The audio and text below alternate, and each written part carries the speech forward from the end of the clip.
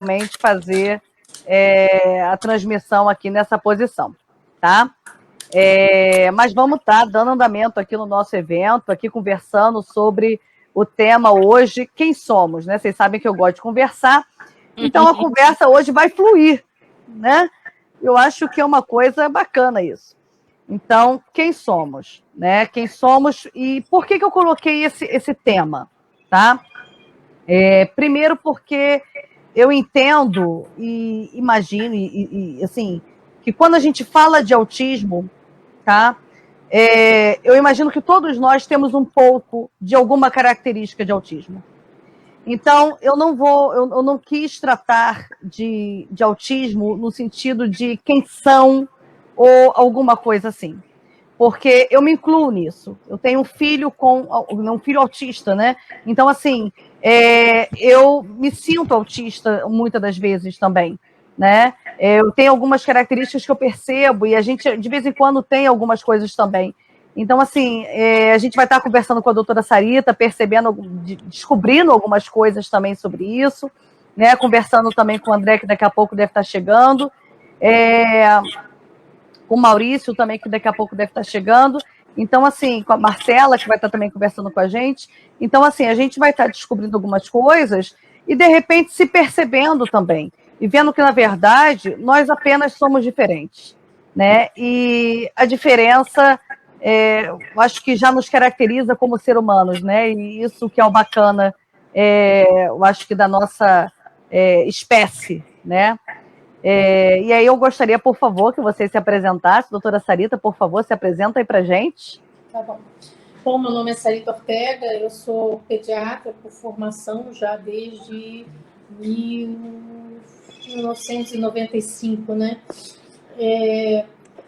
E sou pediatra, então, há mais de 20 anos e neuropediatra também, com especialização pelo IPPMG, passagem ali pelos hospitais de reabilitação da Rede Sara, onde aprendi muito também sobre reabilitação infantil.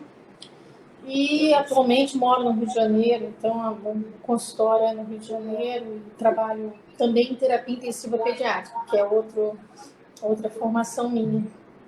E o que eu achei muito interessante na sua fala é quando a gente começa realmente a ir além de um CID, ir além de um diagnóstico, né? Pegando um pouco do que você já falou, a gente sempre, não mesmo da questão dos diferentes, mas todos nós temos uma dificuldade em menor ou maior grau, e eu acho que é importante a gente focar em tudo que a gente tem de potencialidade ao invés de limitações, porque todos nós temos, né? Eu posso ser muito mal em matemática e posso ser melhor no oratório ou vice-versa. Então, e aí a gente já tem a própria definição, né? Que atualmente você não restringe isso, né? Você tem o transtorno do espectro autista, então é um espectro. Então, pegando sua fala aí, realmente a gente somos, né? Somos. Exatamente. Tá bom? E olha, eu acho que o Maurício está chegando aí, hein, gente? Eu vi aqui, eu acho. Já chegou, né? Junto com a Kelly. Já chegou aí com a gente. Vamos lá. Eu acho que já estamos ouvindo vocês. Deixa eu ver. Dá um oi aí, gente. Oi, oi. Estamos ouvindo vocês. Vocês estão vendo a gente? Olha, eu não estou conseguindo ver vocês, mas... Ô, Gabi, você consegue falar com o suporte técnico que a gente não está enquadrada no Instagram, eles estão vendo só trechos assim de parede. Ih, caramba. Eu acho que vocês têm que mexer, eu acho que na tela. Deixa eu ver aqui. Suporte técnico, oh meu Deus. Deixa eu pedir ajuda aqui, gente. Maurício, abraça aqui. Dá um sorrisinho. Olha pra longe.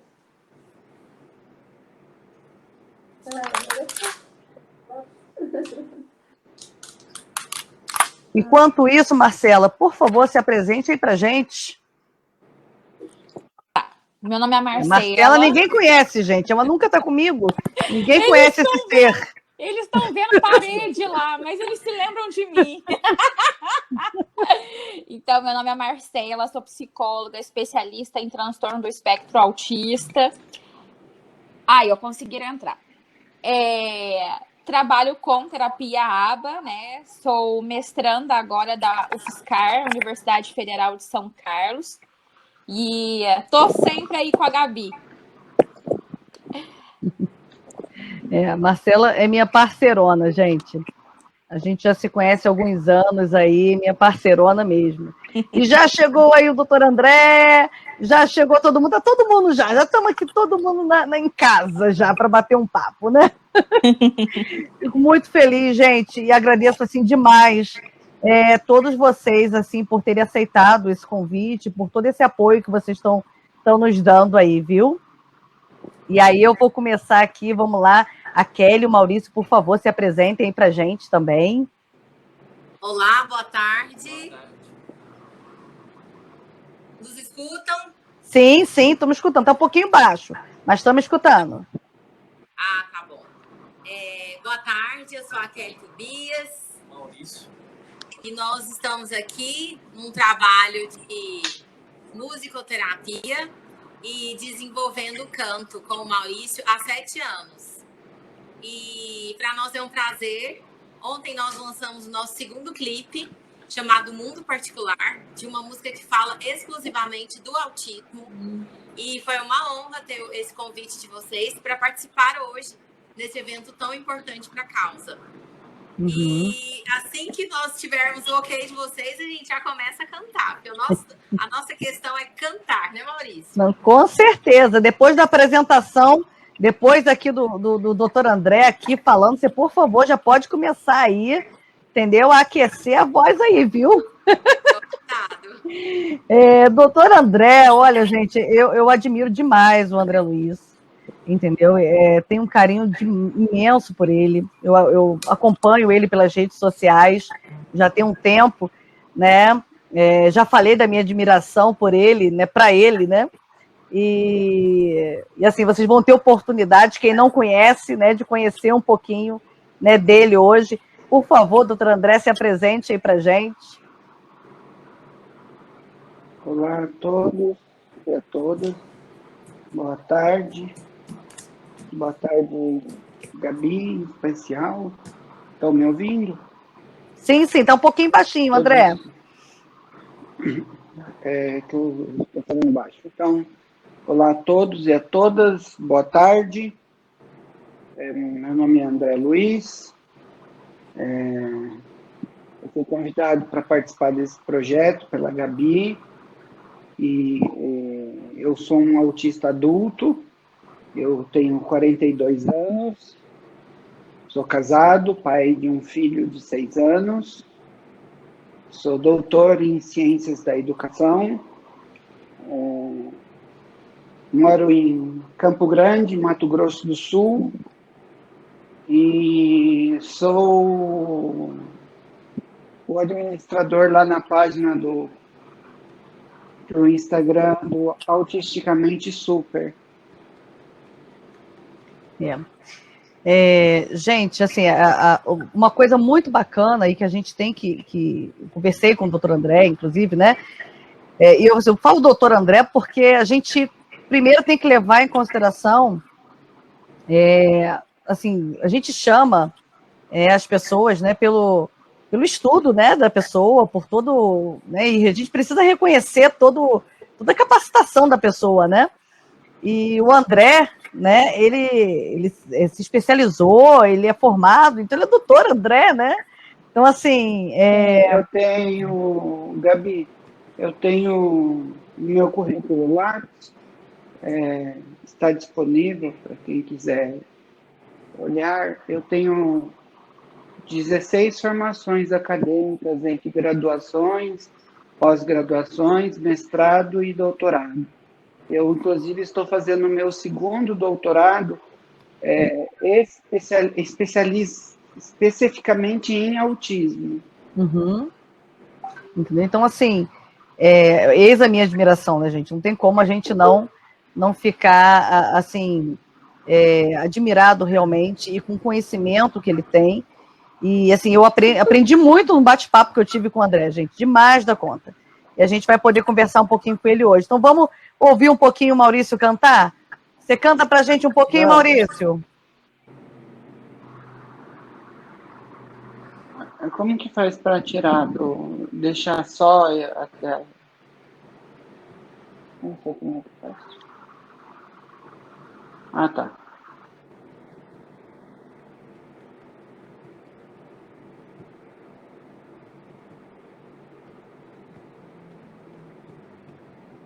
Agora!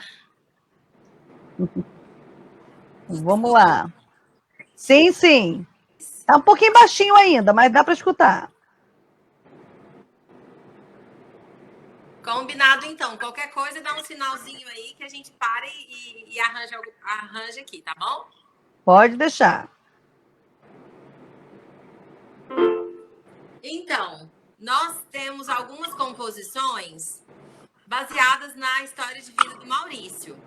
E nós vamos começar com a nossa primeira composição, uma música chamada Múltiplos de 11. Maurício, essa música foi baseada em quê? A música Múltiplos de 11? Em matemática. Eu gosto dos múltiplos. Isso. Numa época do aniversário do Maurício, no ano de 2015, no aniversário dele, eu cheguei falando assim que eu queria... que estava perto do aniversário dele. O que ele queria ganhar? Ele falou que queria ganhar múltiplos de 11. Aí eu sorri, nós começamos a cantar. E em um dado momento eu falei, vamos fazer uma música? E aí não vinha um tema, e de repente eu pensei, opa, o tema pode ser múltiplos de 11. E aí nós começamos a procurar presentes que fossem múltiplos de 11. E para vocês agora, a música Múltiplos de 11.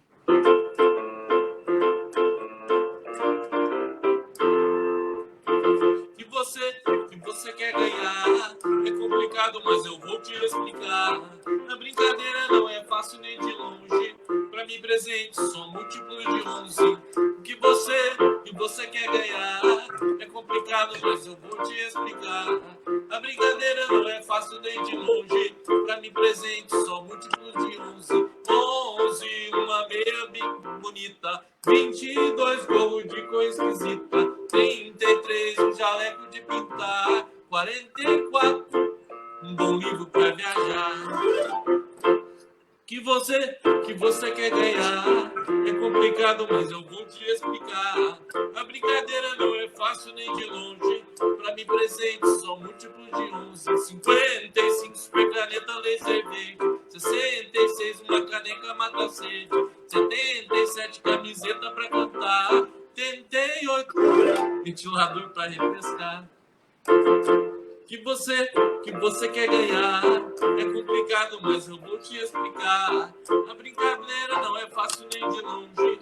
Pra mim presente só múltiplos de 11. Que você quer ganhar é complicado, mas eu vou te explicar.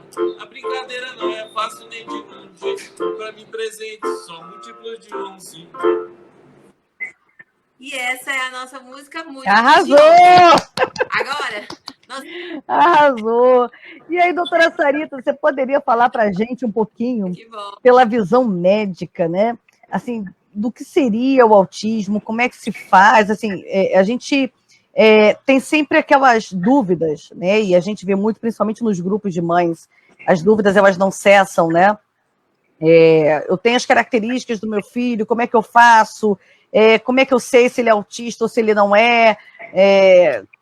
Como é que a gente define isso? O que seria o autismo, né? Na verdade, são muitas dúvidas, na verdade, né? Em uma pergunta só.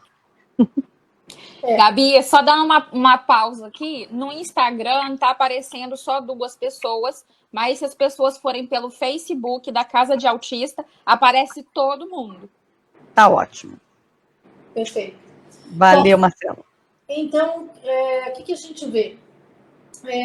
O autismo, a primeira coisa que sempre acontece, né, são os pais observarem. É muito comum que a frase, né, meu filho é diferente. Eles sabem que tem alguma coisa que é diferente, que muitas vezes eles não Eles não compreendem logo de início. Eu acho que isso é o começo de tudo, né? Você vê que ele tem uma interação diferente, tem uma interação social diferente, nem sempre, mas por vezes tem um atraso na linguagem, né?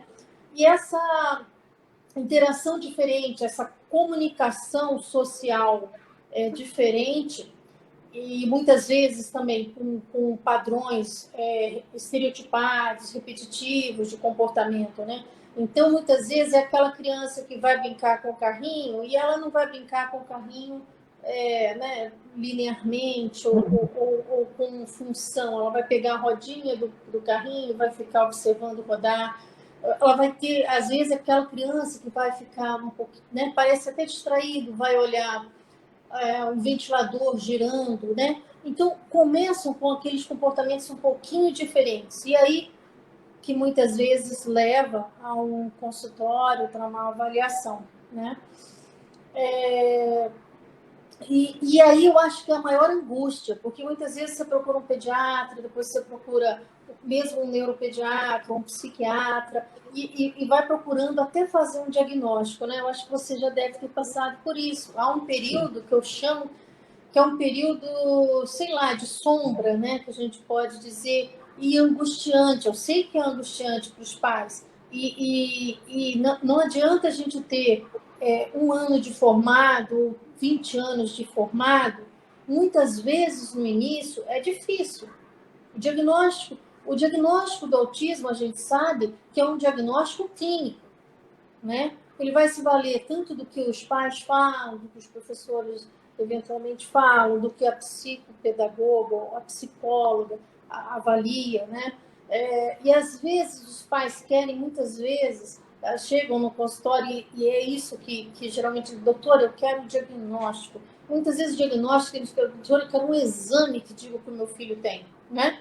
Muitas vezes é essa a angústia. E não existe exame, né, doutora? Uma coisa que a gente tem que precisar, né?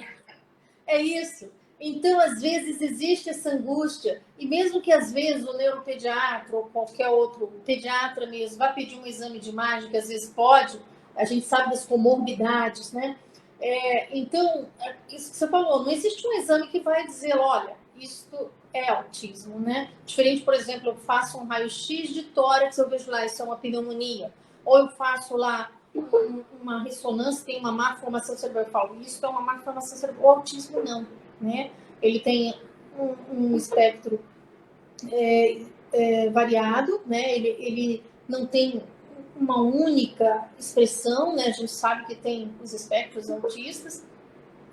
Pode até ser que eu me valha, né, de pedir um exame de imagem, ou inicialmente a gente, que é neuropediatra, a gente pede um BERA, né, e outros exames, mas não é ele que vai fazer o diagnóstico. O diagnóstico é um diagnóstico clínico, né? E há muitas vezes a avaliação neuropsicológica nos ajuda, mas eu acho que é importante a gente dizer, porque eu sei que isso é angustiante para os pais, não é numa primeira avaliação, numa primeira consulta, que muitas vezes a gente fecha, isso é autismo, isso é transtorno do espectro autista, né? Uhum. E outra questão que eu acho muito importante a gente desmistificar, a gente não vai falar em, é um tratamento. O importante é a abordagem precoce e multidisciplinar. Eu acho que isso que é importante a gente compreender no transtorno do espectro autista. Uhum. André, me diz aí para você, André, o que é para você a sua visão, né, do que é autismo, do que é assim, a sua vivência também como autista, né? O que é para vocês? Conta um pouquinho para a gente, né? Então, estão me ouvindo? Sim, sim. Doutora André, a gente está te ouvindo. A gente está te ouvindo aqui. Agora a sua câmera abriu. É que eu deixo desligada a câmera enquanto os outros estão falando e o áudio desligado para não atrapalhar os outros. Sem problema. Eu esqueci o nome da doutora que acabou de falar. Doutora Sarita. Doutora Sarita, obrigado pelas suas coisas. Depois eu, como pesquisador e como autista, eu queria tirar uma dúvida também. sobre a sua fala. Qual é a pergunta, por favor?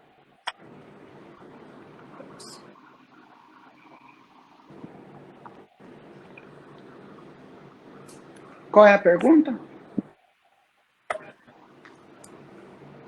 Muito fácil a gente falar, né? E isso, assim, Gabi, a minha visão, assim, eu gostaria de ouvir. Seu cortou. microfone estava Cortou sua Cortou, eu fala. não entendi. Volta. Sim, vamos voltar. A conexão aqui de vez em quando falha, né? A gente depende da internet. Vamos lá. A questão é a seguinte, André, é muito fácil para a gente falar, né? Só que, assim, a gente está assim, comemorando, digamos assim, né? A gente está numa data que é o Dia Mundial de Conscientização do Autismo. A gente está aqui para trazer conscientização. Eu não estou aqui para brincar, não, porque conscientização. Para conscientizar, eu acho que a gente tem que ouvir quem vive o autismo realmente na pele. É para isso que a gente se mobilizou para fazer esse evento, né? Então, assim, a gente ouviu a doutora Sarita falando da questão médica, e eu gostaria de ouvir você, né, como autista, o que é para você autismo, o que é para você ser autista? Bom, em primeiro lugar, eu não mudaria nada da minha vida hoje. Eu não deixaria de ser autista. Com 42 anos, eu não deixaria de ser uma pessoa com autismo. Apesar de todas as dificuldades que eu enfrentei e que ainda enfrento enquanto adulto. Ser autista enquanto criança, adolescente, não é fácil. E enquanto adulto também não é. Eu vou contar um episódio que aconteceu comigo, só a título de ilustração, para vocês entenderem o porquê que também não é fácil ser autista adulto. Todos nós sabemos, e aqui não é um caso de vitimização, tá? Sim. Não estou me vitimizando, só estou contando uma história, uma história não, um fato que aconteceu comigo e que pode acontecer, ou que deve ter acontecido já com muitas mães de autistas. Eu falo mães de autista porque o pai de autista não ajuda na vida da família autista. São raros os pais que ajudam. Quem realmente faz algo pelos autistas é a mãe, né? Nós temos até pesquisas científicas mostrando que pai de autista é ausente. Então, no meu caso, foi o seguinte, todos nós sabemos que autista é considerado pessoa com deficiência. Então, para ele tem até um cartão de estacionamento, estacionar em vaga para pessoas com deficiência. E na porta da escola do meu filho tem uma vaga para pessoa com deficiência. E um dia eu fui buscá-lo e tinha uma senhora estacionada com uma caminhonete lá, e eu pedi para que ela retirasse o carro com toda a educação que eu precisaria estacionar para pegar meu filho. Eu verifiquei se ela estava com a placa no para-brisas, ela não estava com a placa, então ela não tinha o direito de utilizar aquela vaga, que era para autista ou qualquer outra pessoa com deficiência. E ela simplesmente disse que não iria tirar o carro e que era para eu esperar, que a hora que ela pegasse o filho dela, eu poderia estacionar. Eu falei, não, essa vaga é reservada para pessoa com deficiência, você não tem nenhuma deficiência, ou seu filho tem alguma deficiência. Eu perguntei primeiro se o filho dela tinha, né? Talvez o filho dela poderia ser autista ou ter alguma outra deficiência. Ela disse que não, e eu falei, por favor, retire um carro. Eu até mostrei a plaquinha, ela falou que não iria tirar. Então, eu, em plena avenida, de 4 vias, eu estacionei o carro, atravei, eu sei que eu fiz uma coisa errada, mas eu travei o carro dela, para ela não sair, desci do carro, deixei o pisca-alerta ligado, e a hora que eu estava na porta da escola, ela estava entrando com o filho dela no carro e falou para eu tirar o carro. Aí eu disse para ela, agora você espera eu pegar o meu filho para você poder sair com o seu carro, porque você estacionou de forma errada, não fui eu. Aí nisso veio 2 homens, 2 pais, e começaram a criar confusão comigo. E aí eu pedi, por favor, para de gritar comigo, por favor, para. Aí eu disse, eu sou autista, por favor, para. Ah, então você é retardado. Então é agora que você merece levar umas porradas. Então, 2 pais em uma escola particular, elitizada, me disseram isso e queriam me bater na porta de uma escola. Isso com meu filho vendo e com outras crianças vendo, por conta de uma vaga de estacionamento. Então, isso é um fragmento da vida de um autista adulto. Sim. Apenas um fragmento. Né? E creio que muitas mães e pais passam por muitas outras situações. Mas isso é um lado ruim. A gente deve focar. Como eu sempre falo, eu não foco nas coisas ruins. Eu só trouxe esse relato, né, que é um relato ruim, que infelizmente faz parte, que a gente não pode fugir, mas eu procuro mostrar sempre as coisas boas e as potencialidades da pessoa com autismo. Não focar no que falta, e sim no que tem de melhor.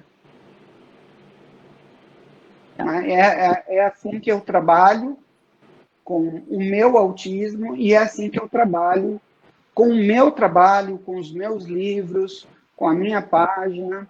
Né? Então, a minha dúvida, a doutora, que eu gostaria de colocar, doutora, eu utilizo muito condições coexistentes ou pré-existentes dentro do autismo, para não utilizar comorbidades. Quando a gente está falando sobre TDAH, TOD, transtorno de ansiedade generalizada, porque a comorbidade eu entendo como uma doença. Já o TOD, o TDAH, ou a TAG, eu não entendo como uma doença, e sim uma condição, né, que ela pode até ser medicada e até ter, não sei se é uma cura, mas uma grande evolução muito boa, chegar até a uma remissão disso. Então, eu não gosto muito de usar o termo comorbidade. A senhora, que é da área médica, a senhora concorda com esse meu pensamento? Eu estou tendo um pensamento equivocado em falar em condições pré-existentes ou condições associadas quando eu falo de TDAH, TOD, e, enfim, dessas outras condições. É claro, lembrando que comorbidade é uma doença, se for diabetes, a gente fala que é uma comorbidade, e assim por diante, né? A senhora concorda comigo? Poderia me dar uma explicação melhor, por favor? Da abordagem, né? Isso depende da abordagem, mas a gente pode continuar na comorbidade ainda, porque se eu for falar de epilepsia, isso não é uma condição, isso é uma comorbidade. Se a gente falar de depressão, isso comorbidade, né? É uma comorbidade. Então, a gente tem comorbidade, sim, né? Mas pode utilizar seu termo também, porque a gente também tem o transtorno de déficit de atenção e hiperatividade, a gente também tem o transtorno positivo desafiador. É óbvio que quando eu, né, enquanto médica, a gente utiliza muito esses termos de comorbidade, etc., porque a gente vem do mundo acadêmico, científico e tal. Não que eu não tenha, eu também sou professora, então a gente tem também esse outro viés. Mas aceito qualquer termo que for utilizado. Eu acho que é questão mesmo de contexto. E a gente está... Por exemplo, é uma surpresa para mim. Deixa eu só falar 2 coisas assim. Não é surpresa o transtorno espectro autista de desempenho, de alto desempenho, né? Que a gente observa que você tem, e também não mas o que é surpresa para mim é você ser de Campo Grande, Mato Grosso do Sul, porque eu também sou. Minha formação é toda de Campo Grande, Mato Grosso do Sul. Ah, você é daqui? Corumbá, Mato Grosso do Sul. Eu sou daí, só que estou aqui no Rio de Janeiro. E quase me mudei para Campo Grande, Mato Grosso do Sul. Estive aí mês passado, que eu estava pensando em me mudar e ficar aí em Campo Grande, Mato Grosso do Sul, mas por questões mesmo de então trabalho... Oi? De trabalho da minha empresa. Então venha, que você sabe que é bem melhor do que viver em São Paulo, do que no Rio. É uma capital com áreas Campo de Grande, interior. Mato Grosso do Sul, meu Deus do céu, é um oásis de cidade. Agora, a sua fala, essa questão do preconceito, né? Isso é uma coisa que a gente vê muito, que tanto o autista sofre quanto aos pais, né, dos autistas. É esse preconceito e essa coisa da gente não focar no potencial, né?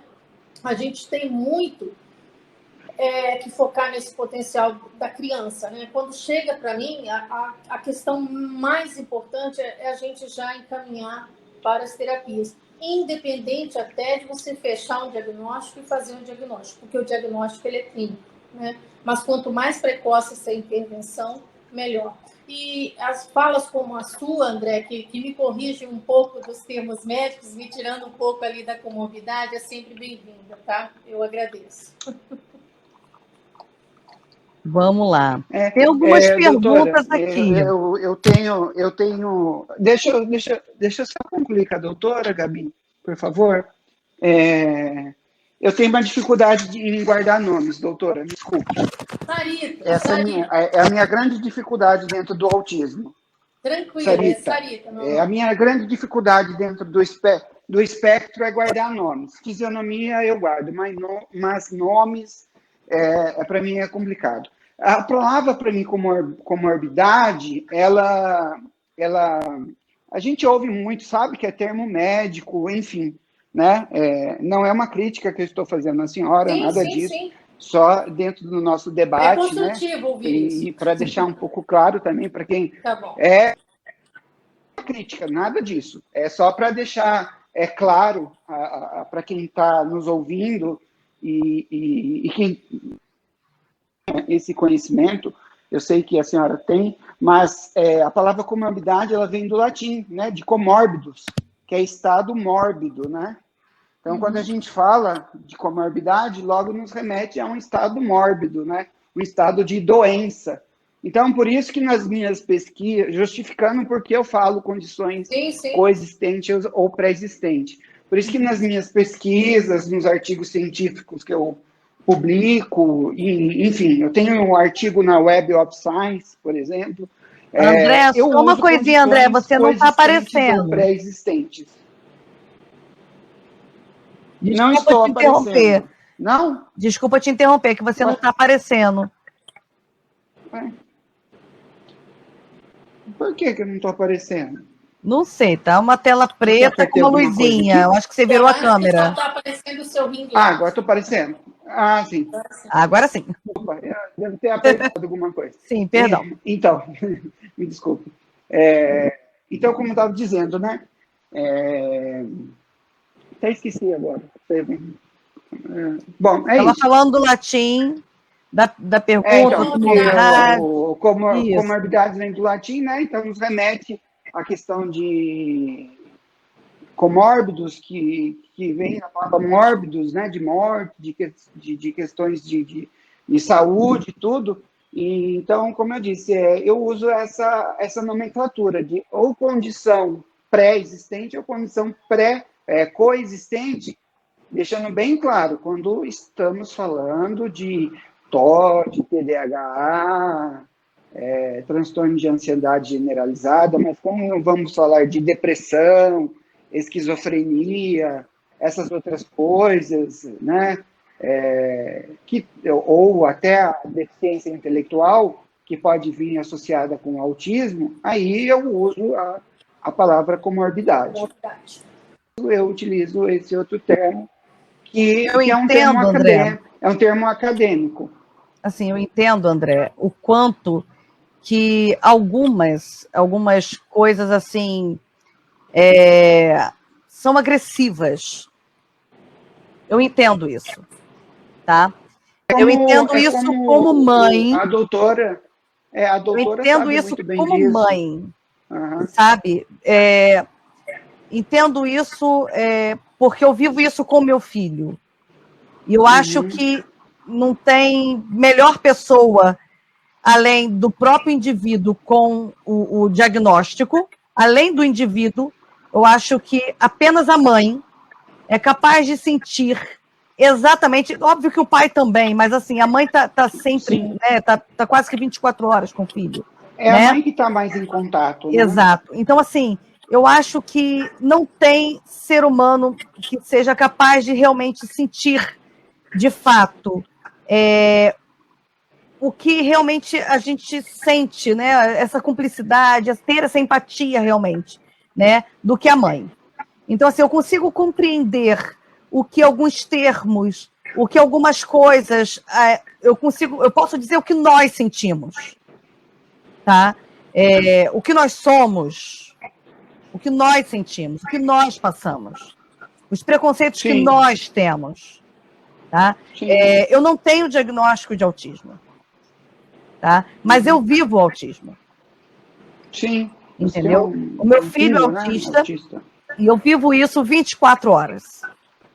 Entendeu? É. Eu tenho. Então, eu sou, minha irmã e a minha irmã, o filho dela é um autista severo não assim, verbal. Existem algumas coisas. Deficiência intelectual. Assim, algumas coisas podem ser agressivas, só que a gente também precisa entender e perceber que, assim, infelizmente, o mundo não está pronto para receber. Não, as pessoas não estão. Não estão. Foi aquilo que a gente conversou. O mundo não está pronto. E assim, eu penso também um pouco, assim, talvez vocês podem até discordar de mim, que as pessoas também não têm obrigação de saber. Sim, sim. Né? Elas não têm obrigação, como eu relatei o meu caso, né? Eles não tinham obrigação de saber. Mas eu me identifiquei, argumentei, mas mesmo assim permaneceram na inércia e na ignorância. Aí sim é um caso diferente, né? Quando você argumenta tal e faz as explicações. Mas a gente ouve muito, talvez muitas mães, sim. Quando fala, meu filho é autista, e ouve aquela célebre frase: nossa, mas você não tem cara de autista. Exatamente. Mas aí eu pergunto, qual é a cara que... Quando me falam isso, eu devolvo a resposta da seguinte forma: mas a cara do autista qual é? Teria que ser uma cara assim como a sua? Aí a pessoa fica... dizem que autistas não entendem ironia, né? Mas com a gente, com o passar do tempo, já tem 42 anos, é claro que consegue entender certas ironias, sim. Quando a pessoa me fala que eu não pareço autista, que eu não tenho cara de autista, aí eu devolvo para a pessoa a pergunta. Então, eu deveria ter a sua cara, mais ou menos, é isso que você quer dizer? E a pessoa fica muito sem graça, pede até desculpa. Quando percebe, né? Mas tem gente que nem percebe. Uhum. O que a gente precisa entender é que, como o mundo não está pronto para receber, na verdade, nada, absolutamente nada, tá? Que não seja formatado, tá? Então, como não tem nada que não seja formatado, que não seja dentro de um padrão, tá? E aí a gente inclui tudo, na verdade, né? Exatamente tudo, né? Eu sou obesa. Eu saio do padrão de beleza que é estabelecido pela sociedade. Tá? Sim. Então, assim, existem termos que me agridem. Né? Com certeza. Então, assim, e aí existem assim, diversas coisas que, se a gente for pontuar, tá? Assim, acabam assim, agredindo a gente, porque, na verdade, o mundo ele é assim. E a gente precisa entender que, como o mundo não está pronto para receber quem é diferente daquilo que não é formatado por ele, do que é formatado pela sociedade. O padrão, né? Exatamente, desse padrão. Né? Então, assim, a gente precisa também aceitar. Assim como a gente quer ser aceito, a gente também precisa aceitar aquilo, né? Para que, infelizmente, a gente tenha uma qualidade de vida melhor. Entendeu? Senão ninguém consegue viver nesse mundo. Exatamente. Né? entendeu? Então, assim, os termos médicos, a gente vê um avanço na medicina muito grande. Né? E a doutora Sarita, eu acho que pode confirmar isso, né? O avanço na medicina absurdo. Só um pouquinho, que tem uma pessoa tocando o interfone aqui. Eu vou só precisar sair. Só atender aqui, tá? Eu vou continuar falando, hein? Tá, pode falar. Tá. A gente vê um avanço na medicina absurdo, né? A doutora Sarita, eu acho que pode confirmar isso. Inclusive, com relação aos diagnósticos também relacionados ao autismo, né? Eu acho que as pesquisas estão cada vez mais avançadas. Hoje você tem aí pesquisas que apontam, se eu não me engano, 80% indicando causas genéticas, né? E aí tem algumas escalas, se eu não me engano, também que auxiliam na questão de diagnóstico, né? A doutora depois pode também estar falando um pouquinho mais disso, como é que se faz essa questão, enfim, como é que se determina esses graus. Então, assim, a medicina vai avançando, né? A gente não é estático. Eu acho que, assim como a gente evolui, a medicina evolui, tudo evolui. A gente precisa realmente, assim, ir conquistando os nossos direitos, ir realmente se unindo em prol da nossa causa, né? Então, assim, é uma coisa que nos agride, sim, né? Algumas coisas, infelizmente, mas a gente precisa entender que nem tudo está pronto e veio formatado para aceitar aquilo que é diferente da gente, entendeu? Então, assim, precisamos entender isso e, então, nos unir para modificar aquilo que não é de acordo com aquilo que veio realmente, que deveria ser, né? Então, assim, vamos então nos unir, vamos então lutar, vamos então ver que forma que a gente pode trabalhar para que aquilo seja melhor, né? E a gente ser aceito ou melhor compreendido, né? Para evoluir. Sim, essa... Eu gosto, Gabi, de falar ser melhor compreendido, não ser aceito. Porque ser aceito parece que estamos fazendo algo de errado. Ser aceito, quando eu digo, André, eu digo assim, que somos todos nós. Todos nós devemos ser aceitos. E assim, porque todos nós erramos e acertamos o tempo todo. Todos nós somos seres humanos. Nesse sentido, não no sentido de diagnóstico, entendeu? Assim, tirando a questão de diagnóstico. Mas assim, a questão de ser humano. Querendo falar. Sim. Ser entendido. Né? Marcela, você ia falar alguma coisa? Eu ia falar que essa discussão tá maravilhosa, gente. É super importante essas questões que o doutor André traz, né? Das palavras. Como que as palavras têm uma importância e um efeito. E tem que ser dito mesmo, né? A gente se sente confortável em dizer que são condições, né? Não é o transtorno do espectro autista não é uma doença, né? É uma condição. Então, eu acho muito importante quando o doutor André ele vem e ele vai corrigindo essas palavras, né? A gente a gente ser aceito, né? A gente não tem que ser aceito. Então, a importância mesmo disso está sendo dito aqui hoje para o público que está nos assistindo. A gente tem algumas perguntas aqui também. Se vocês quiserem, eu posso ler. Vamos lá, por favor, Marcela, me ajuda aí. Já viram que eu tomei cegueta, né? A Patrícia Rodrigues, ela falou, o diagnóstico de TEA está ficando banalizado. Numa consulta de 20 minutos, o médico chega a esse diagnóstico. Está acontecendo frequentemente e nem sempre é autismo. O que vocês pensam disso? Né? Tem essa pergunta da Patrícia, como também tem uma outra contrária, né? O diagnóstico que nunca fecha. A mãe que vai nessa saga pelo diagnóstico do filho, passa por, 5 médicos e esse diagnóstico nunca vem. Então, essa pergunta para os doutores. Pois eu acho que a doutora Sarita começa a responder para a gente, por favor. Bom, vamos começar lá dos sinais de alerta. Vamos falar um pouquinho sobre os sinais de alerta, né?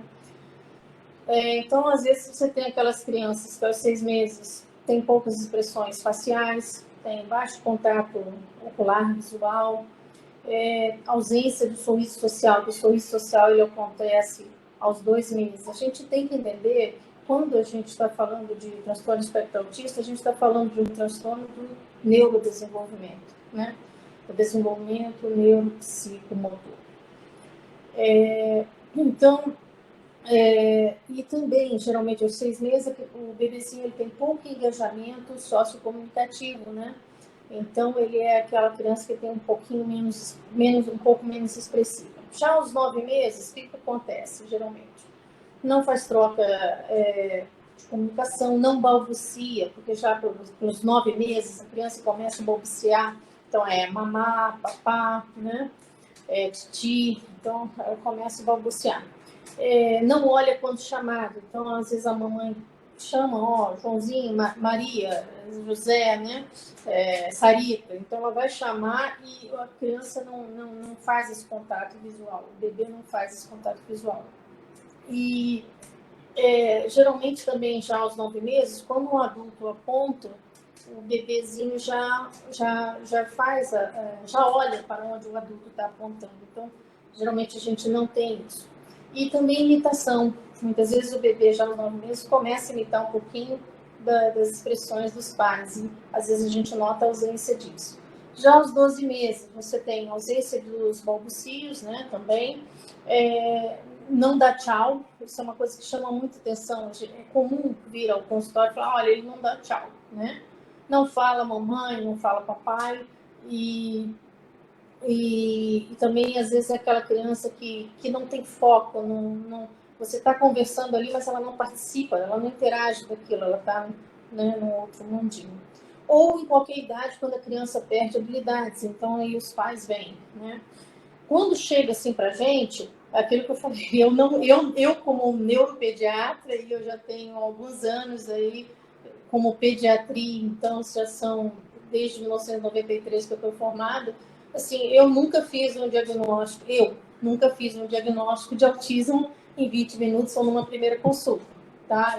Talvez uma dificuldade minha, tá? E também... né, doutora? Eu nunca consegui essa façanha. Então, assim, não que eu esteja... não estou...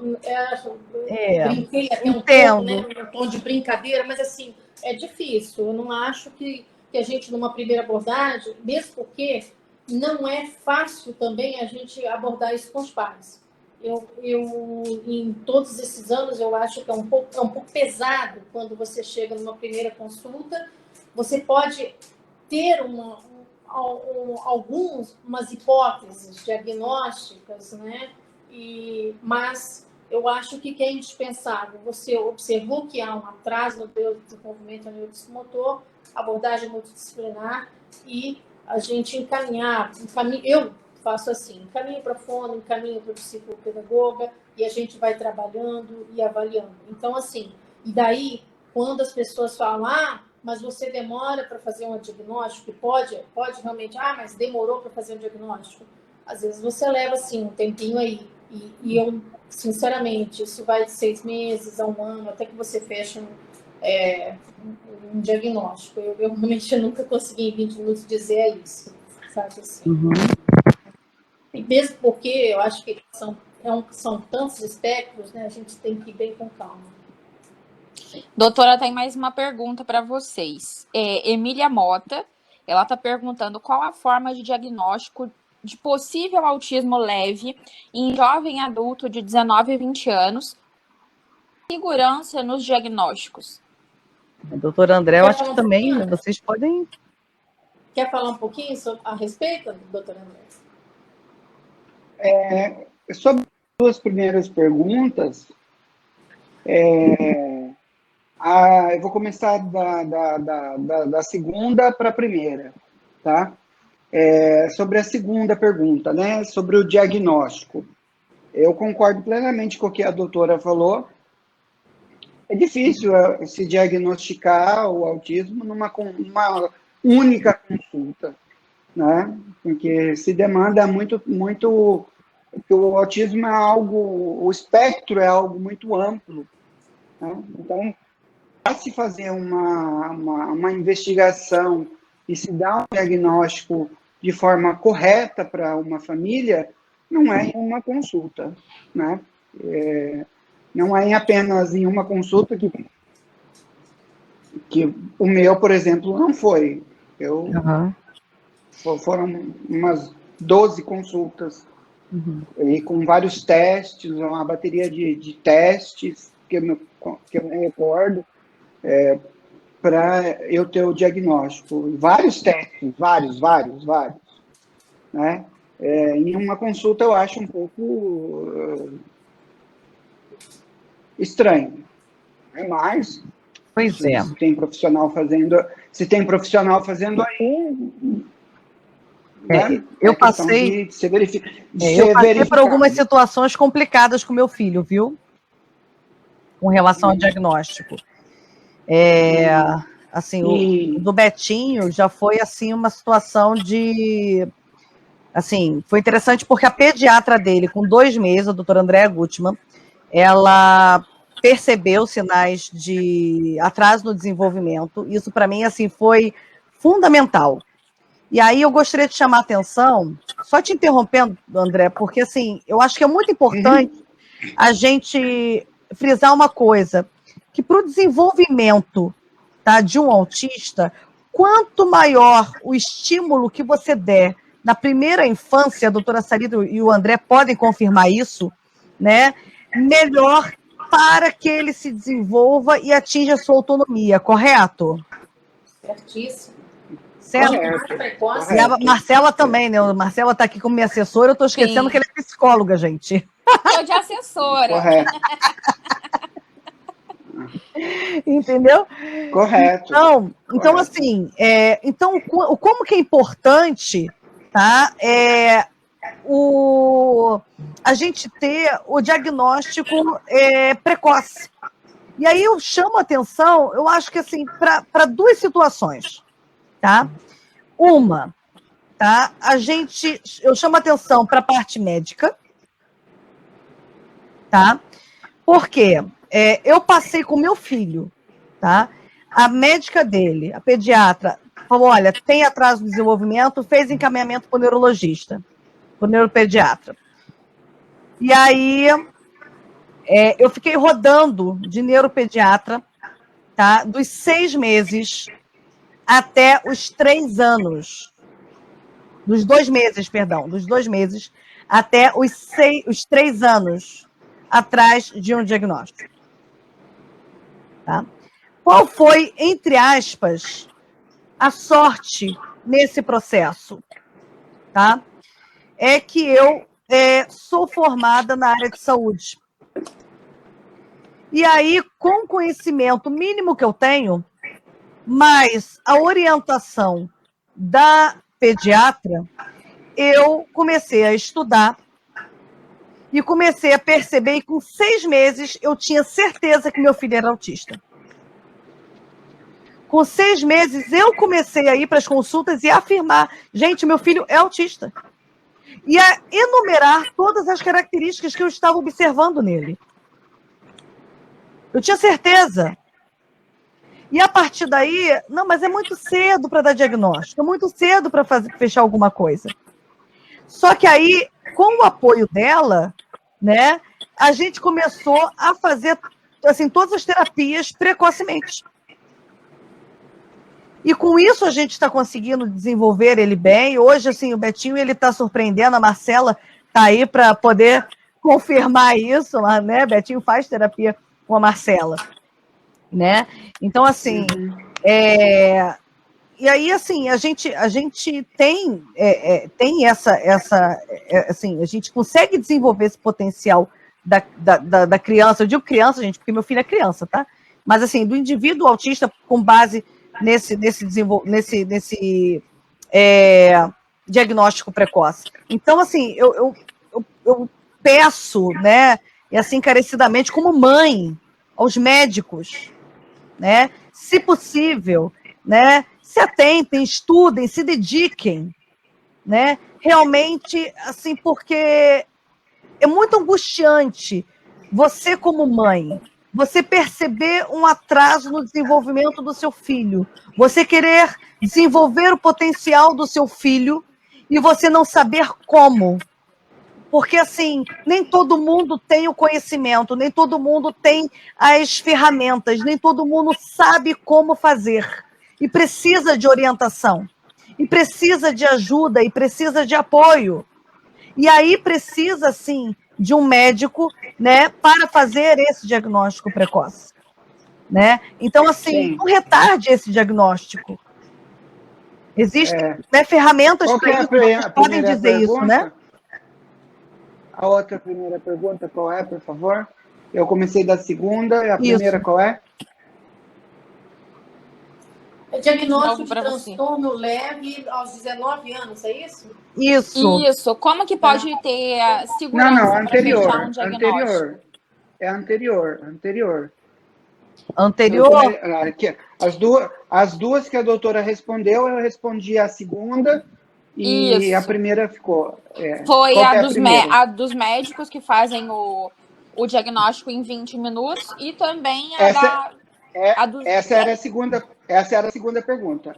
A e a dos primeira, qual era? médicos também que nunca fecham um diagnóstico e a criança vai de médico em médico e esse diagnóstico não é fechado. Ah, sim. E a Uhum. terceira foi a da segurança num diagnóstico de autismo leve na vida adulta. Bom, a questão de médico, eu acho que é algo profissional que elas mais se identificarem e o profissional que esteja agindo de acordo com a ética do próprio Conselho Federal de Medicina. Acho que a doutora deve concordar comigo nesses aspectos, né, doutora? Sim, eu acrescentaria só aí a questão aos 19 anos, o autismo de leve. Eu gosto muito da avaliação neuropsicológica. São vários testes e você consegue uma avaliação muito mais completa, né? E muitas vezes a gente consegue chegar a um diagnóstico e também você divide, né? Eu creio assim, o transtorno do espectro autista, ele é multidisciplinar. Ele não vai só, o neuropediatra vai fazer o diagnóstico, ou o pediatra vai fazer o diagnóstico, né? A gente precisa realmente dessa abordagem multidisciplinar. Os pais trazem, é muito importante para a gente. Muitas vezes o professor que está com a criança, o psicólogo que acompanha, né? Então, sempre, diante de uma criança que tem um transtorno do desenvolvimento neuropsicomotor, a gente tem que sempre pensar abordagem multidisciplinar precoce, porque isso vai fazer diferença, né? A criança ela vai ter ganhos muito maiores e maiores quando você faz uma abordagem precoce. E no adulto não é diferente, né?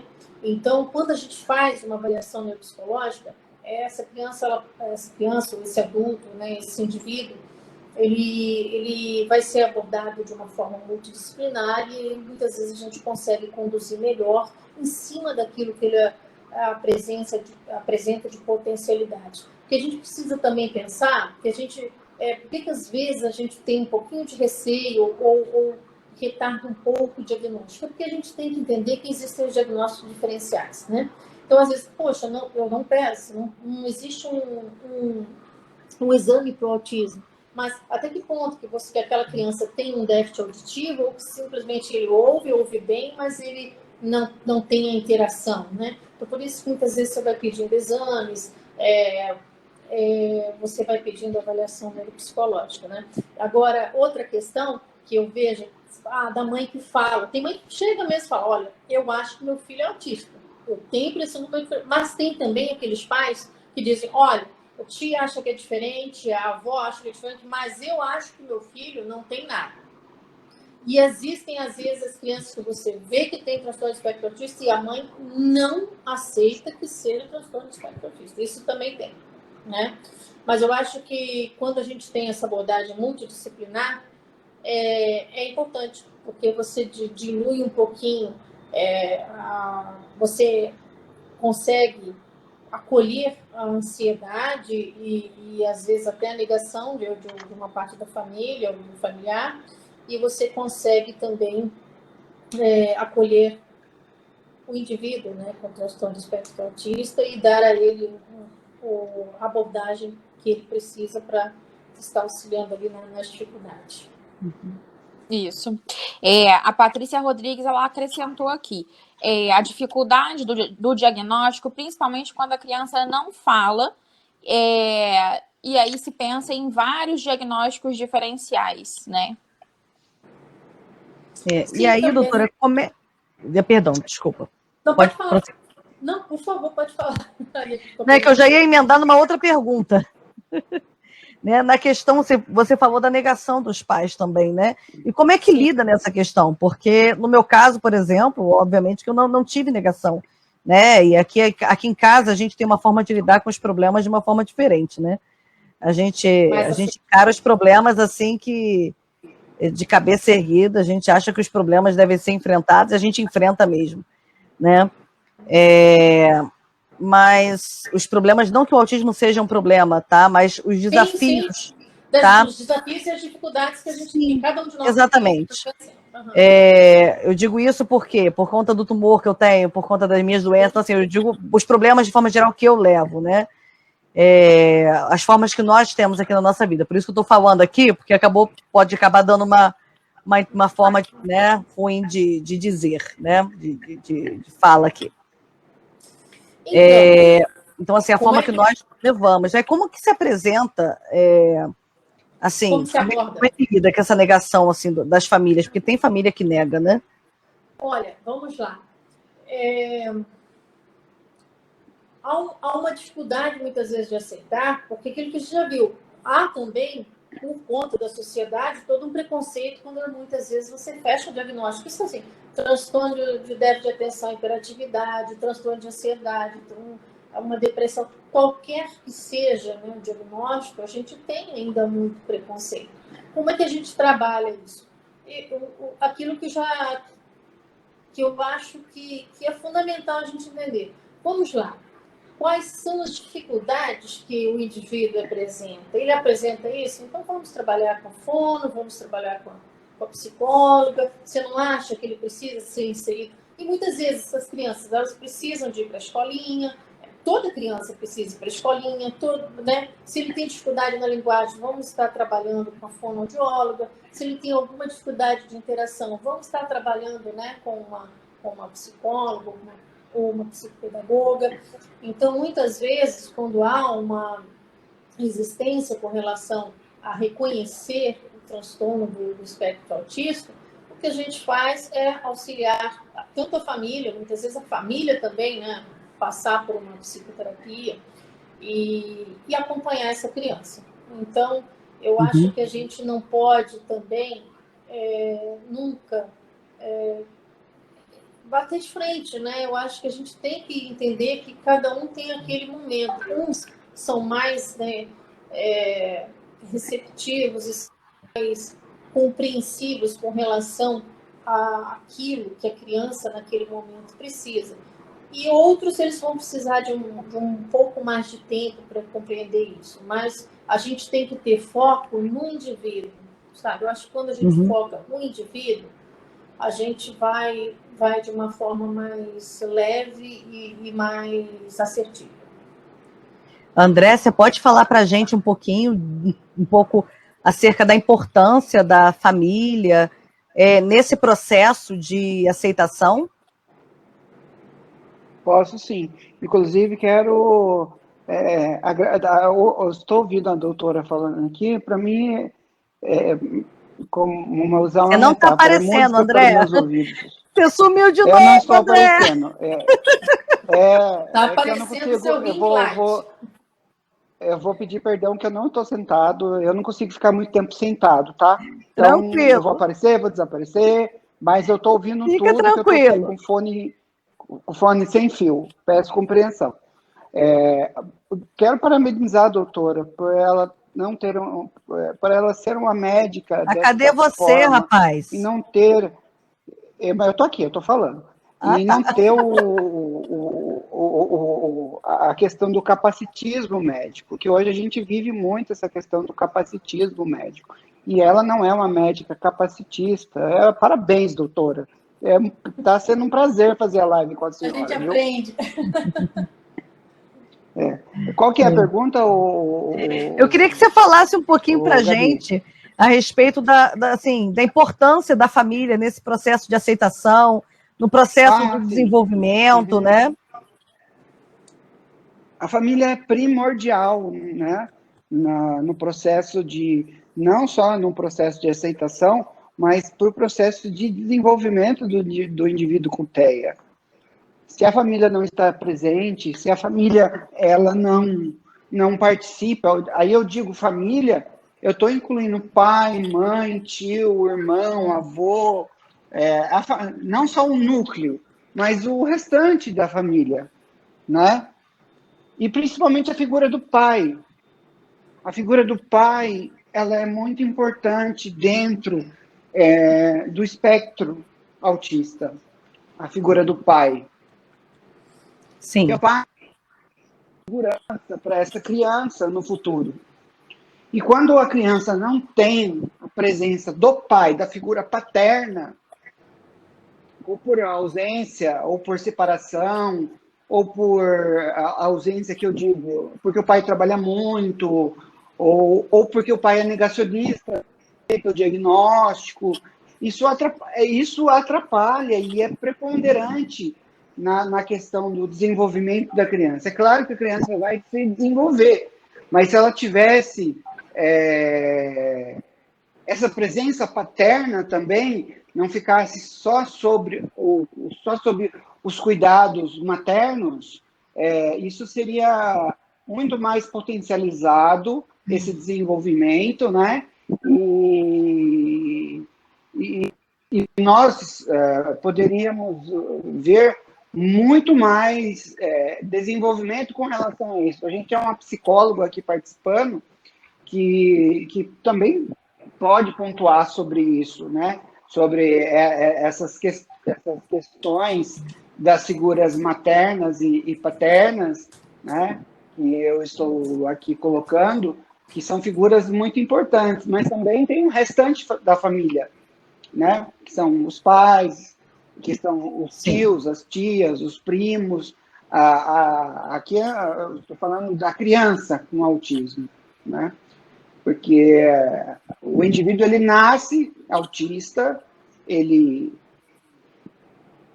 fica um adolescente autista, um jovem autista, um adulto autista e um idoso autista. E, infelizmente, no Brasil, nós não temos pesquisas robustas e sólidas que falem sobre o autismo adulto.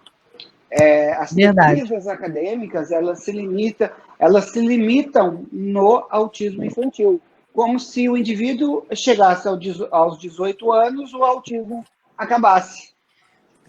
Eu estou falando aqui como um pesquisador que escreve sobre o assunto, e hoje eu procuro muito escrever, não desconsiderando o autismo infantil, porque a literatura já está cheia sobre isso. Mas hoje eu procuro mais focar no autismo adulto e no autismo, nas pessoas com autismo com mais idade. Nós não temos literatura sobre isso, né? Pensar num idoso autista. Quem conhece um idoso autista? Pessoalmente. Quem conhece? Pois é, não conheço. Não conheço. Eu cheguei a conhecer,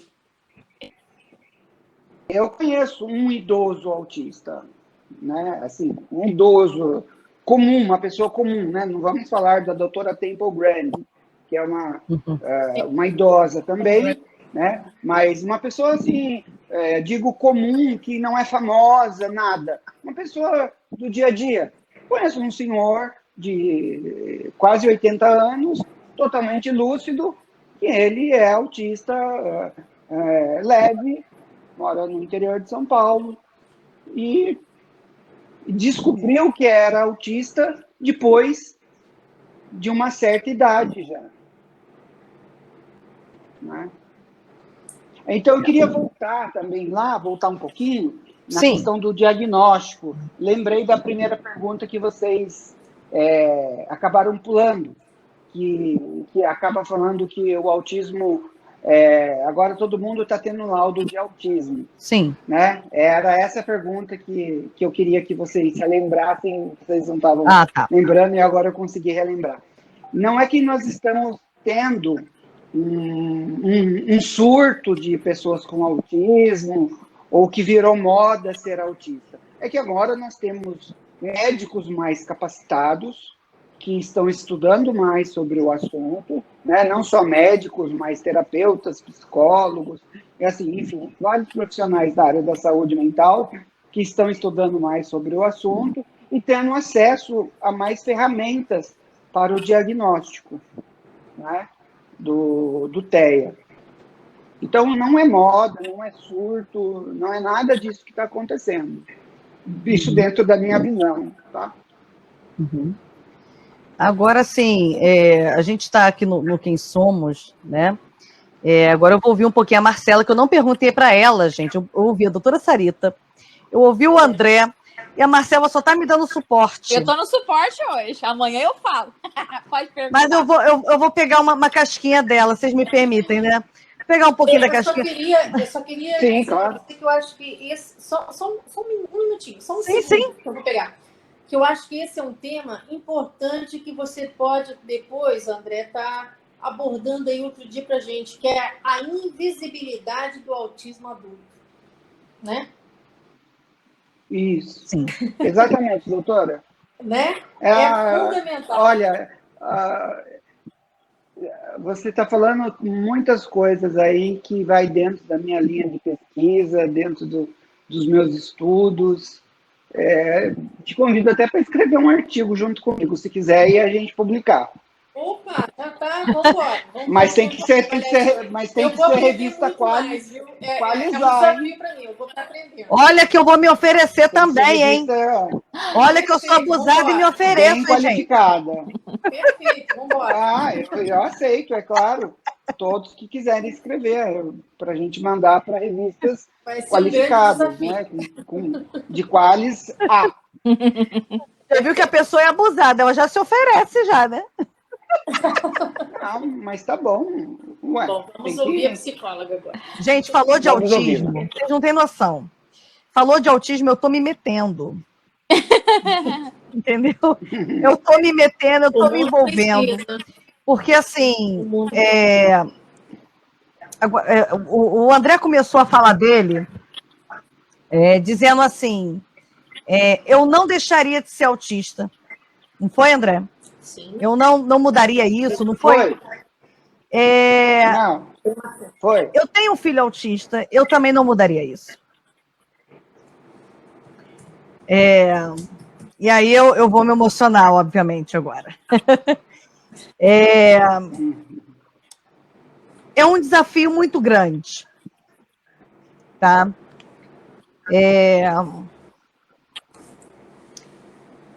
São muitas coisas que nós temos que lidar, tá?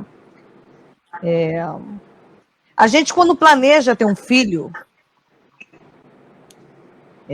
a gente não planeja ter um filho e imagina que o nosso filho vai ter tantos desafios assim. A gente pensa que o nosso filho vai nascer, né, e vai ter um desenvolvimento como todas as crianças. Que ele vai falar, que ele vai andar, que ele vai correr, e assim vai. Né? Só que chega um determinado momento, e assim foi comigo, e aí é um espectro, tá? Não são todas as crianças que são assim. Né? Cada criança é de um jeito, cada indivíduo é de um jeito, é um espectro. Tá? Mas chega um momento que a gente é surpreendido porque a gente começa a perceber um atraso no desenvolvimento e aí chega a notícia de que, olha, o seu filho, na verdade, não é exatamente do jeito que você idealizou, porque a gente idealiza o nosso filho. A gente, quando tem um filho, a gente idealiza do jeito que a gente quer, a gente idealiza como é que o que ele vai ser, né? A gente gera expectativas, a gente faz tudo isso, tá? Eu nunca pensei que um filho meu fosse ser autista. Nunca pensei nessa possibilidade, tá? Eu nunca pensei que meu filho pudesse ser não verbal, né? Eu sou muito farrenta, a Marcela sabe disso, eu sou farrenta pra caramba. Mas, assim, eu não trocaria a minha maternidade especial.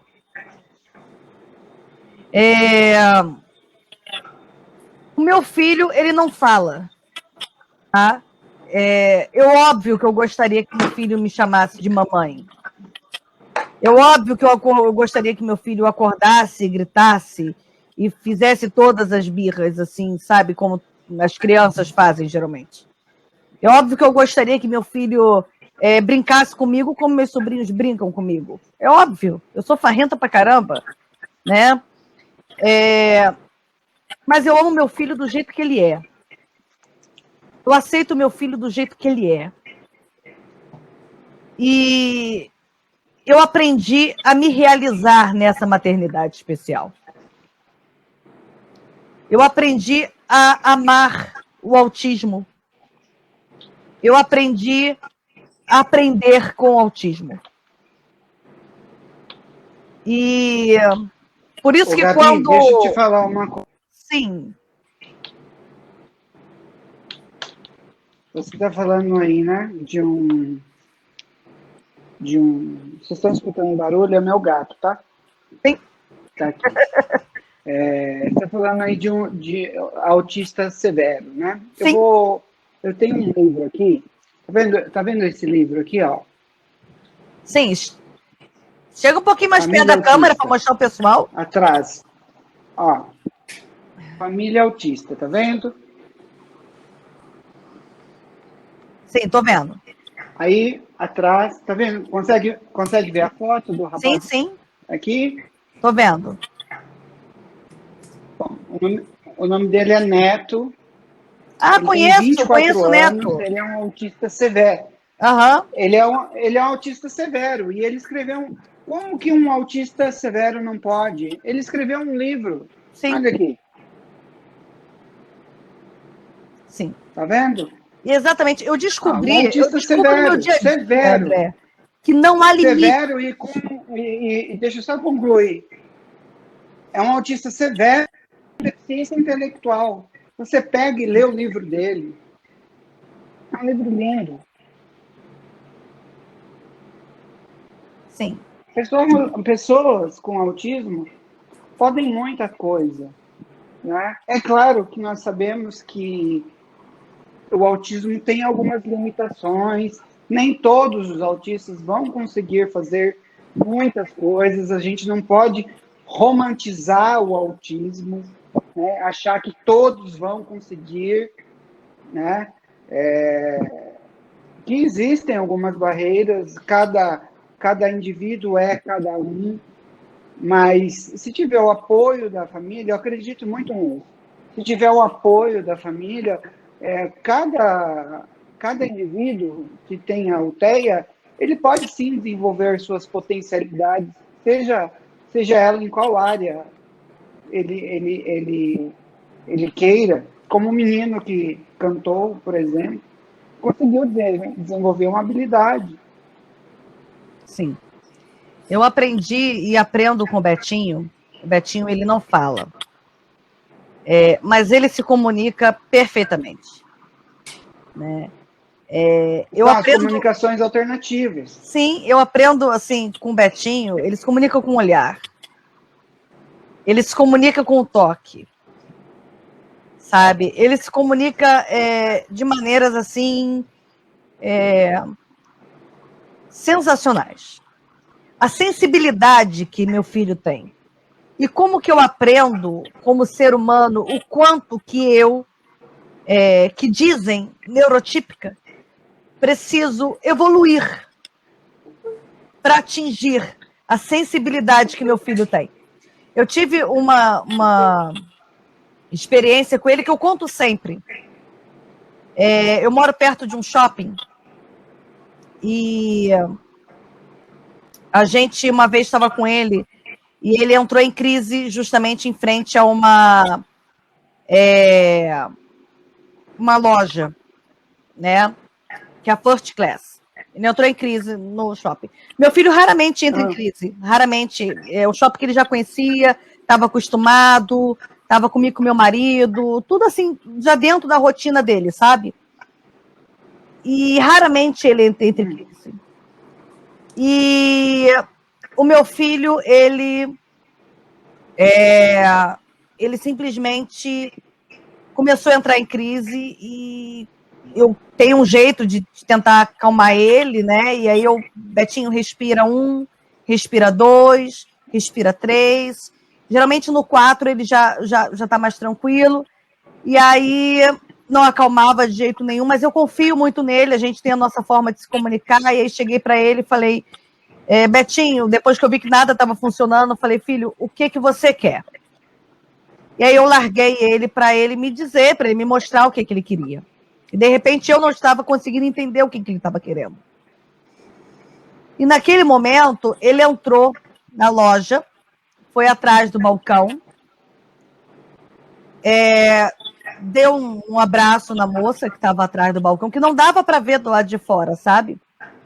E saiu. Apenas isso. E aí eu falei, caramba, que sensibilidade que ele tem, né, assim, de perceber alguma coisa que de repente eu não percebi, né, enfim.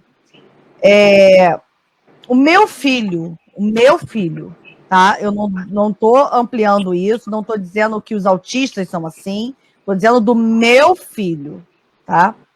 O meu filho, ele tem uma sensibilidade, tá? Eu fico doente, assim, ele rapidinho, eu não preciso dizer isso desde 1 ano, né? Assim, fazia quimioterapia, ele rapidinho vinha. Então, assim, eu preciso aprender. Isso me chamou muita atenção. Eu falei, caramba, como que eu preciso evoluir para poder ter a sensibilidade que o meu filho tem? Né? Então, assim, por isso, assim, quando eu falo de autismo, né, eu tô junto mesmo, eu quero aprender mais, eu quero me dedicar mais, eu quero me empenhar mais, eu quero lutar mais, né? E assim, não ao capacitismo, não ao preconceito, não a tudo, né, que for contra, porque nós precisamos evoluir como seres humanos, né? E aí a Marcela ia falar alguma coisa também, eu acho. Falar, mas só para falar da minha experiência, né, clínica como psicóloga, a diferença na evolução da criança quando os pais aceitam que ela tem autismo. Então vamos lá, então o que a gente pode fazer? E eles estão sempre junto com a gente, né? Então a importância de aceitarem mesmo o diagnóstico e estarem junto com a gente. Então a gente vê essa diferença na evolução quando os pais estão com a gente, né? Mais de 90% dos pais que buscam a gente são mães, né, e não pais. E como é diferente, como é importante quando os pais estão junto dessas mães, né, apoiando, a família toda apoiando, né, e não só pai e mãe, né, mas como é diferente a evolução da criança quando a gente vê que a família inteira, a avó, a tia, tá todo mundo envolvido, né. O gatinho, que lindo. O gatinho. Qual que é o nome? Qual o nome dele, André? Parece o Charlie Chaplin, né? Ele tem o mesmo nome da página. É Super. Gente, olha aqui. É meu companheiro. Vamos lá. Eu tenho 11, tá? Eu tenho 11 gatos. Deixa eu ver aqui. 11. 11? Meu Deus! Eu só tenho um porque minha esposa deixa só ter um. Aí eu tenho vários também. Beleza. Já estão elogiando o gato aqui, ó. Olha só. Lindo. Temos perguntas. Por falar em marido, por falar em pai, temos uma pergunta aqui de Vinícius Pontes. Opa!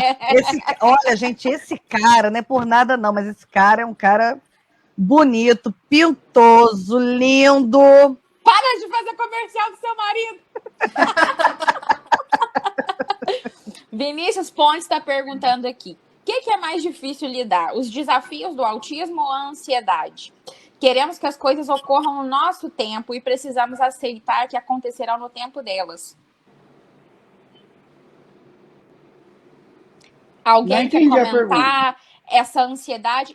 Ele, como pai, ele tem uma ansiedade, né, que as coisas aconteçam, mas ele sabe que as coisas só vão acontecer quando tem que acontecer, né?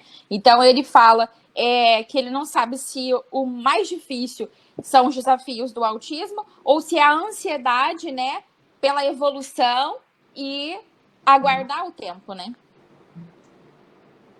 Os dois lados têm ansiedade, né? Os pais têm essa certa ansiedade para que os filhos se desenvolvam, né? Que é natural de todos os pais, né? Terem essa ansiedade. Mas os pais têm que entender que cada criança tem o seu momento e o seu tempo, né? Então, tem que controlar um pouco essa ansiedade. Eu sei que não é fácil, né? Mas tem que se controlar um pouco. E aí, relembrando o que o doutor André falou, né, da família, dos pais, fazerem as suas terapias, né? Como indivíduos, como pessoas particulares, né? Porque senão os pais acabam virando o pai de alguém, né? E cadê aquela pessoa? E aí vem o adoecimento, né? Então, a importância também da terapia para fazer também esse trabalho em relação à ansiedade, entre outras coisas.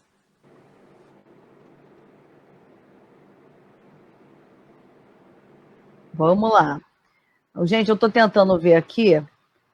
A gente queria muito a participação do Maurício Garcês aqui com a gente, mas está tendo um problema aqui na nossa transmissão, eles não estão conseguindo entrar com a gente.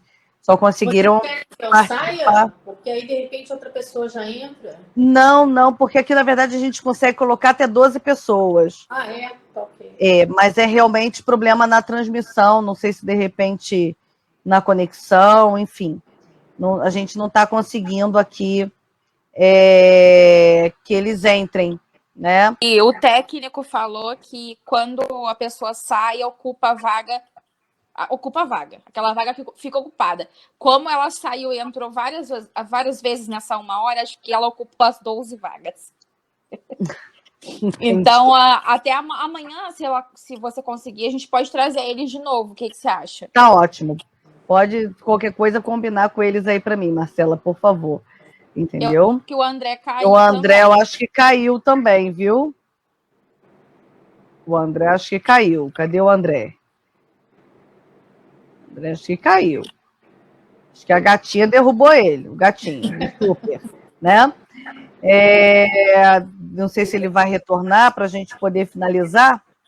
Eu queria que ele retornasse para ele poder estar falando um pouquinho do livro dele, né? Doutora Sarita, fala um pouquinho aí, se tem um pouquinho do seu trabalho, né? Para poder estar se apresentando, para a gente poder finalizar aqui. Foi um prazer estar conversando com a senhora, viu? Eu que agradeço, pode chamar de você. Cada hora eu chamo de uma coisa, de você, de senhora, cada hora vai de uma coisa, viu? E não precisa chamar de doutora também, pode chamar de Sarita. Ao contrário do André, eu não tenho doutorado. Tenho mestrado, mas não tenho doutorado. Eu acho assim, a gente quando está falando de autismo, a gente não cura o autismo, né? A gente não fala em tratamento, a gente fala em terapias, né, em abordagem multidisciplinar. A gente aqui do lado da medicina, a gente vem para agregar força às terapias que já existem, né? Tanto de dar um apoio, um suporte aos pais e também às crianças autistas que têm outras alterações associadas, né? Eu esqueci o termo que vocês usam, que o André usa, queria utilizar, mas eu não lembro. A gente na medicina usa muito comorbidade. Eu ainda vou aprender, tá? E que assim... Condição, tá perfeito. Então, as diversas condições associadas ao autismo. A gente procura ver não apenas assim aquilo que é a pontinha do iceberg, né, que é o que todo mundo vê, mas o que está submerso, e a gente tenta compreender sempre, né, a abordagem da gente, eu acho que essa é a importância quando chega ao nosso consultório, é observar o que além que a gente pode diagnosticar e conseguir auxiliar no desenvolvimento neuromotor daquele indivíduo, né, daquela criança ou daquele indivíduo. E eu acho que esse assunto ele não se esgota. A gente pode falar de autismo de diversos enfoques, né? Depende aqui eu vi que é uma abordagem bem diferente. Eu acho que de tudo que eu já participei de autismo bem diferente, ter a presença do André e sua também, né, como mãe eu acho que isso é muito enriquecedor, né? É um aprendizado realmente para mim, né? E é aquilo que a gente sempre tem que ver no outro, né? De uma forma mais integralizada, né? A gente não pode, tipo, a Sarita é a neuropediatra, né? Eu não sou só a neuropediatra, né? Da mesma forma que você não é só a mãe de uma criança com espectro autista, ou André, ele, além de ser um doutor, com diversos, a gente vai sempre pelo lado humano, né? Então, quando a gente trata do espectro do transtorno do espectro autista, olha só, eu já costumo ter todo um cuidado quando a gente vai abordar, mas olha aqui, como na minha própria fala, eu dizer comorbidade, eu vi que isso afetou bastante, né, o André, né? Então, essas sensibilidades a gente vai aprendendo, né? Eu acho que é isso, a gente não esgota aqui, eu, pelo menos, enquanto médico, vou aprendendo cada dia mais um pouquinho, né? E agradeço muitíssimo a participação, foi realmente uma live bem rica para mim de aprendizados, tá? E a gente fica à disposição sempre que precisar bater um papo. Obrigada, Sarita. Com certeza aí a gente vai fazer outras lives, viu? Só espero que não seja mais que esse negócio aqui. Espero que esse negócio, né, se resolva em breve. A gente vai dar uma pausa depois do evento aí com as lives, mas a gente retorna aí. Agora... O doutor André tá tentando entrar, não consegue. A Sandra também. Eu acho que dessa sala esgotaram de tanto abrir e voltar, esgotou às 12. O que pode fazer é fechar essa daqui e você abrir um outro link para ele vir apresentar o livro dele. Tá. Deixa eu ver aqui então, peraí. Deixa eu ver aqui. Deixa eu tentar ver se eu consigo. Muito obrigada, então, gente. Tá passando no Instagram direitinho, não tá, gente? Pessoal aí que tá conectado. Tá no Instagram direitinho, ele tá passando no Facebook também. Show de bola. Gente, olha, primeiro eu agradeço aí a todo mundo aí que tá com a gente. Espero que vocês tenham gostado. Entendeu? Deixa eu só ver aqui. Ver com suporte técnico, mas acho que você vai ter que fechar essa e abrir outra. Deixa eu só ver aqui. Porque aí o ideal seria participar daqui mesmo, porque já tem gente aqui conectado. Deixa eu só ver. Enquanto isso, Marcela, faz as suas considerações aí, enquanto isso. Se tiver que fechar, a gente... Foi o que eu falei, né? A discussão foi muito rica. Quando o doutor André, ele fala, né, dessas palavras, da importância da gente pensar nas palavras, né? Ele traz o significado das palavras. Isso, tudo que ele falou é muito importante, né? Para a gente refletir mesmo, para a evolução de tudo e até dos próprios conceitos médicos, né? Em relação ao transtorno do espectro autista. Tem gente mandando. Tem gente mandando aqui que tá ótimo. Deve estar passando até no Orkut. Tem gente que não viu. Ai, meu Deus do céu. Isso é coisa de Vinícius. É ele mesmo. Mas Gente, eu não posso rir tanto. é importante a gente ouvir, né? Por mais que ele fale, não gosto de usar a palavra comorbidade, e sim, qual foi a palavra que ele disse mesmo? Condição, né? Então Isso. a gente refletir, né, nas coisas que ele trouxe aqui pra gente, e tudo isso realmente é importante, né? A reflexão sobre o significado dessas palavras que a gente usa, né? O peso que essas palavras têm. Então, quando ele bate o pé e fala, mas não acho que tem que, a sociedade tem que aceitar, né? Ele faz a crítica à palavra aceitar. Tá certíssimo, ele tá certíssimo. Ele faz a reflexão, né, sobre o que é essa palavra, né? O que significa isso. Então, a fala dele foi extremamente importante hoje, né? Da doutora também, foi muito boa. Gente, essa live foi incrível. Eu também amei, Faltou gente. ele para fechar, né, com o livro dele. Pois é, eu vou voltar aqui com o André para que ele possa estar falando aqui do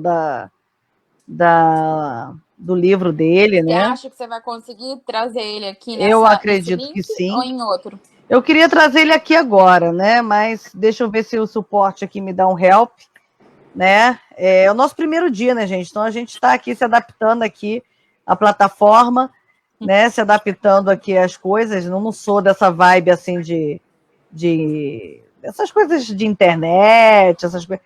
A gente está indo, né? Estamos evoluindo. Né? Uma hora, quem sabe, já conseguimos. Olha, para uma primeira vez. Aprendendo a aprender. Para uma primeira vez, você foi muito bem. Foi, não foi? Conseguimos aí fazer uma transmissão no Instagram e Facebook, tá legal, não tá? Ainda por cima, Caolha, ó, cegueta. Superação. Olha, ela ainda tá conseguindo mexer numa plataforma nova. Superação.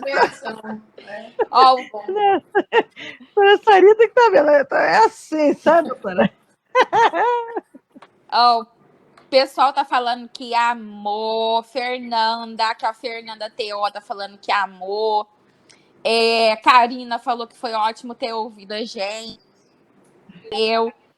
O Vinícius Pontes achou muito bacana quando ele frisou sobre a importância da família, né? A gente falou bastante sobre a importância da família, sobre a importância da aceitação, né? A importância sobre o diagnóstico precoce, né? Para a gente conseguir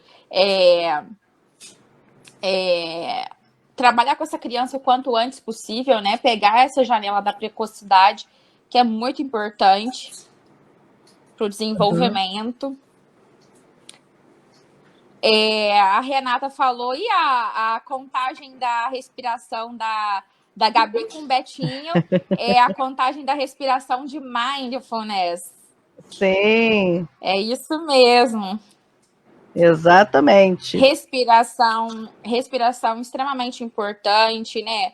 A terapia dos pais, terapia da família, não só da pessoa com autismo, mas da família também. Deixa eu ver o que é mais. Gabi. Eu acho que é isso, gente. A Andressa deu parabéns, falou que a gente foi ótima. Deixa eu só mandar um print aqui. Eu queria tentar tirar um print com todo mundo. Entendeu? Eu vou tentar fazer aqui de novo. E aí, doutora Sarita, se tiver oportunidade, doutora. Ó, já vai ficar no doutora mesmo, Sarita. Não tem jeito, não. Até pegar intimidade. Já viu, né? Até pegar intimidade.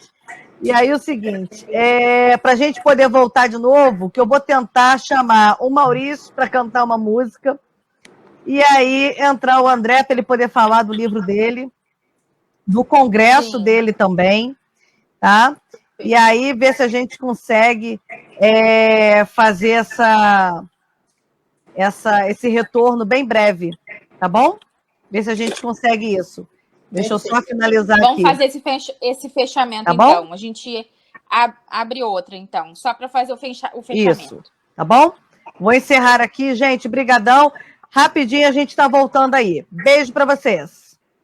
Beijo. Beijo! Obrigada.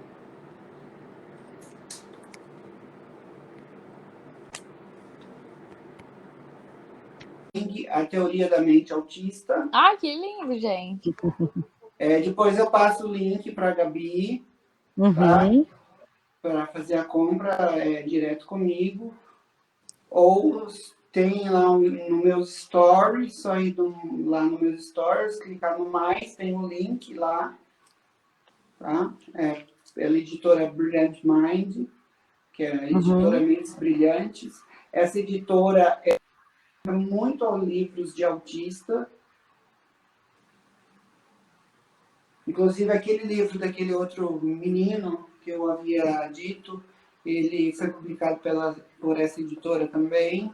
E quero dizer que no dia 29 e 30 de abril vai acontecer o segundo Congresso Internacional de Autista para Autista, a vez e voz do autista, onde todos os palestrantes são autistas. Gente, que maravilha. E teremos a participação, uma das palestrantes será a doutora Temple Grandin. Olha. E teremos tradutora simultânea e intérprete de Libras também no congresso. É um congresso totalmente inclusivo. Sensacional. Maravilha, viu? Nossa, muito legal. Depois deixar o link, Gabi, para a gente compartilhar. O link para se inscrever no congresso está na minha bio, na minha página. É só clicar lá que tem o link direto para ir para o congresso. Para você fazer a inscrição e conhecer os palestrantes. Lembrando que todos os palestrantes são autistas. Todos. Inclusive, um dos palestrantes que está participando do seu projeto vai ser palestrante do congresso, que é o Pedro Melli. Opa! Essa camisa é do Pedro Melli. Sim, sim. Olha a frase eu reconheci, menino. Você está achando que eu não reconheci essa camisa aí? E eu estive na casa do Pedro Melli, conhecendo ele e a família pessoalmente. Pois é, eu quero ver quando é que você vai vir na minha casa. Pois é. Eu falei com você isso. Eu tenho que ir para o Rio, porque eu tenho amigos aí no Rio que me pedem muito para ir. Inclusive, a minha esposa tem uma amiga de infância. Eu tenho a minha pediatra, minha médica pediatra, que mora aí no Rio e que é amiga da família e sempre pede para que vá ao Rio. E a gente não vai porque eu, se vou ser sincero, fico com um pouco de medo de ir para o Rio de Janeiro. Por conta da violência. Sim. Mas um dia nós vamos. Você faz o seguinte, você vem para o Rio de Janeiro, entendeu? Quando você vier, você cola com alguém que seja da área, entendeu?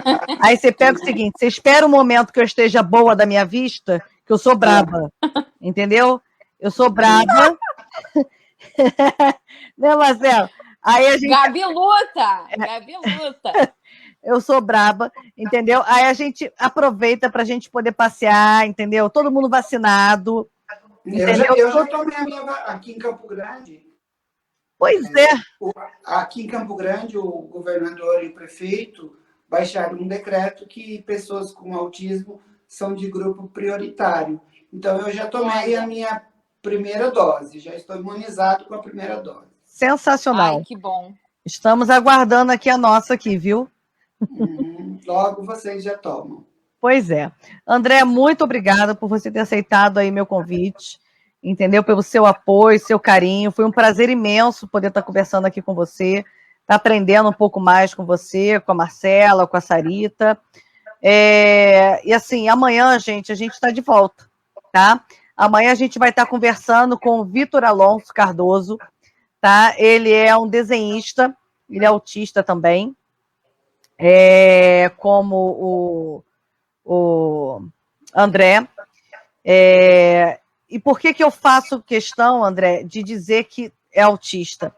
Porque eu quero a participação de quem tem diagnóstico aqui no projeto, porque vocês precisam ter voz, Porque assim, não adianta você fazer algo sobre autismo e não colocar autistas para participar. Exatamente. Tem uma frase muito célebre: nada sobre nós sem nós. Exatamente. Sim. Então, não adianta você fazer milhões de coisas para autistas e não incluir o autista. Exatamente. Uhum. Então, por isso que, assim, não dá lugar de fala para o autista. E por isso, assim, eu estou fazendo questão de dizer que existe, que tem o diagnóstico, né, não para reforçar, né, mas para dizer, assim, que a gente está dando voz, que eu quero ouvir. A gente precisa ouvir. A gente precisa. Isso que você faz tem um nome, chama-se dar lugar de fala. Sim, exatamente isso. E amanhã a gente vai estar conversando sobre o que precisamos, né? O que a gente precisa, né? O que precisamos, porque não é só, né, o autista, mas todos nós, o que precisamos, né? E nós teremos o Vitor Alonso Cardoso, nós teremos a doutora advogada Viviane Landim, nós teremos a advogada doutora Adriele Moura, nós teremos também, olha só, quem é que vai estar com a gente? A psicóloga Marcela Freire, não sei nem quem é essa pessoa. E teremos também... É só assessora. Mas amanhã tu não vai estar só como assessora, não, amor. Amanhã tu vai estar também conversando com a gente. E teremos também a fonoaudióloga, a Ana Luísa Lobato. Então, amanhã nós estaremos conversando sobre o que precisamos. Muito obrigado. André, muito obrigada. André, um grande beijo para você. Até a próxima. Sua participação. Tchau, tchau, querido. Foi muito bom te ouvir. Muito obrigado. Obrigada. Foi muito bom te ouvir, viu, André? E vamos tentar amanhã também, gente, ter a participação do Maurício Garcês. Então, até amanhã, gente. Beijo. Beijo. Tchau.